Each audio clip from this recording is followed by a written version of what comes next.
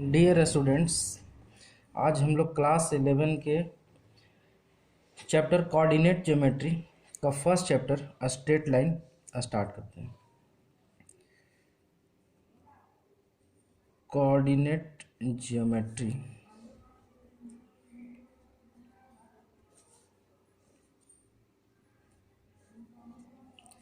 Straight line.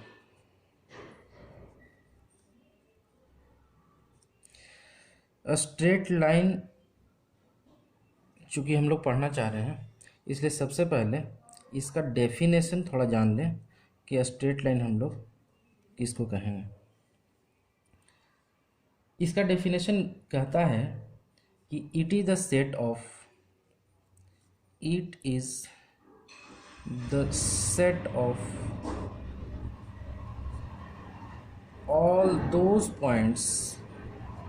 all those points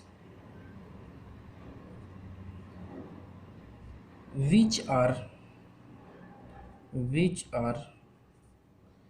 lying between two points or points obtained on extending the two given points in either of two directions।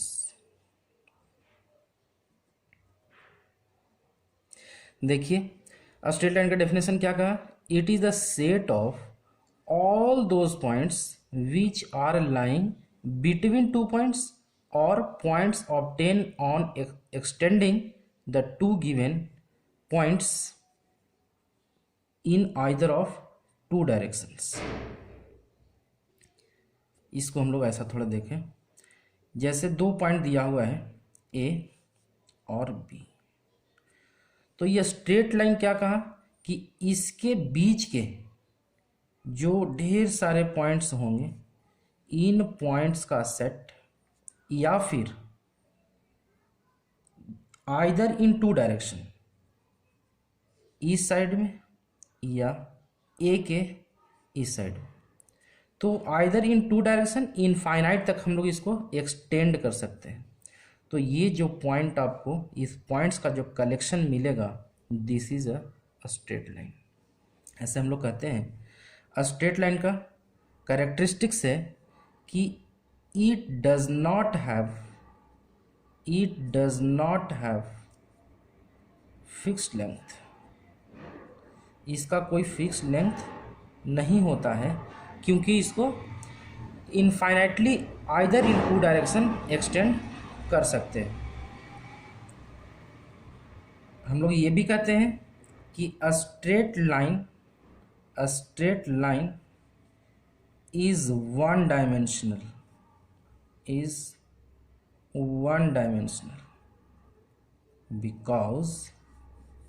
because it has only length।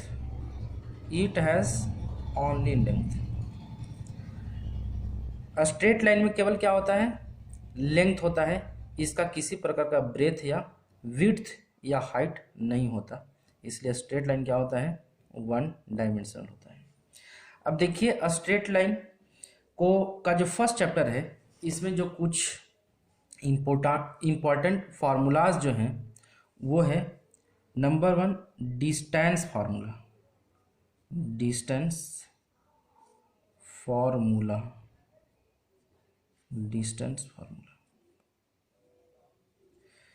ये क्या कहता है? कहता है if there are two points A having coordinate x1 y1 and B having coordinate x2 y2, then then the distance between these two points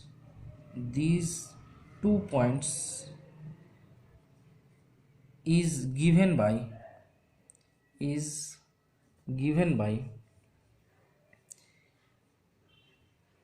AB, which is equal to under root x2 minus x1 का whole square plus y2 minus y1 का whole square. अब इसको हम थोड़ा इसका proof देख लें। Distance formula का ये जो डिस्टेंस फार्मूला आया ये भी equal to under root x2 minus x1 का whole square plus y2 minus y1 का होल स्क्वायर। ये कैसे होगा, इसका कॉन्सेप्ट को भी हम लोग देखें। तो मान लीजिए कि कोई प्लेन है XY प्लेन,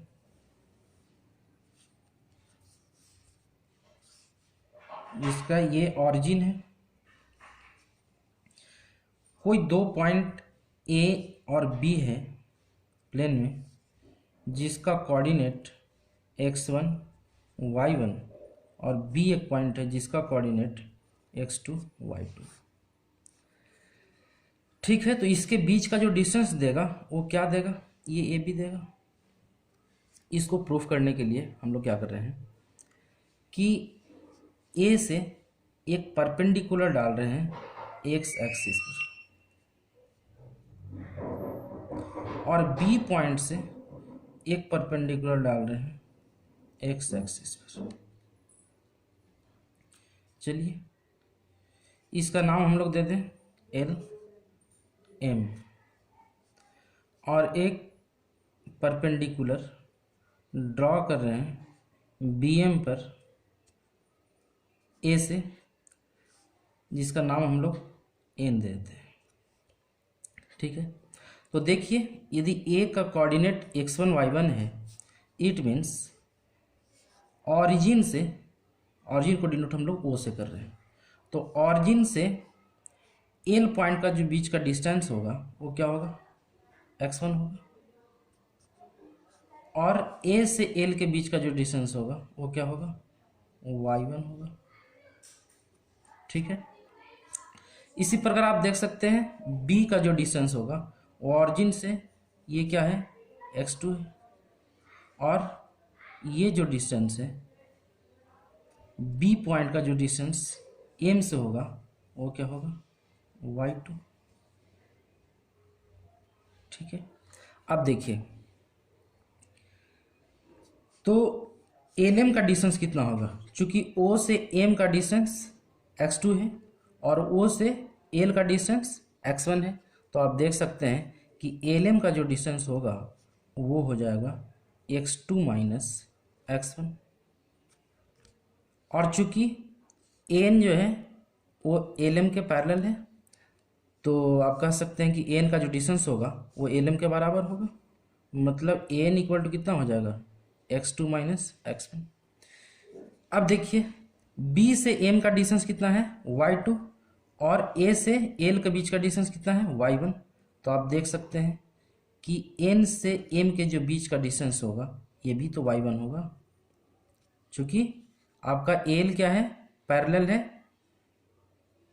nm का, और यहाँ से हम लोग परपेंडिकुलर ड्रा किए हैं, तो l इक्वल टू क्या हो जाएगा, nm, दैट इज y1। अब देखिए हम लोग डिस्टेंस निकाल रहे हैं किसका, bn का, तो bn का डिस्टेंस कितना हो जाएगा, bm minus nm। bn equal to क्या हो जाएगा, bm माइनस nm। तो bn आपके पास कितना है, y2, और nm कितना है, y1। चलिए तो इसका मतलब ये हो गया कि यहाँ से यहाँ तक का डिस्टेंस जो है आपका y2 माइनस y1। अब देखिए ये तो आपका परपेंडिकुलर था, तो in right angled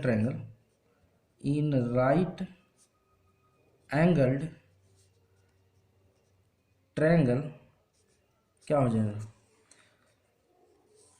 ANM N A N B A N B.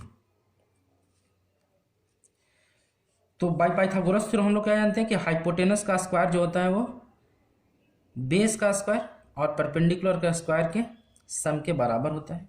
That is, इसको लिख सकते हैं by Pythagoras theorem, by Pythagoras theorem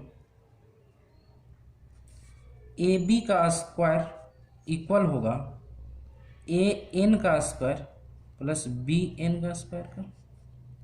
तो ए एन का स्क्वायर क्या हो जाएगा, एन का स्क्वायर मतलब x2 माइनस x1 का स्क्वायर, और बी एन का स्क्वायर क्या हो जाएगा y2 माइनस y1 का स्क्वायर। और यहाँ देख सकते हैं ए बी का स्क्वायर है, तो ए बी इक्वल टू क्या हो जाएगा, स्क्वायर इस साइड जाएगा तो रूट में आ जाएगा, यानी x2 माइनस x1 का whole square plus y2 minus y1 का होल स्क्वायर। तो ये था आपका डिस्टेंस फार्मूला।